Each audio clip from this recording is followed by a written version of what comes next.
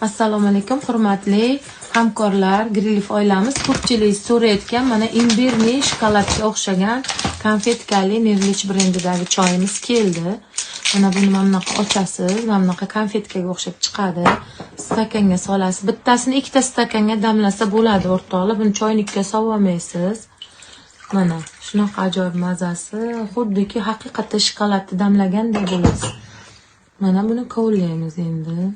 Buni rangi chiqish kerak, mana bu imbir erish kerak.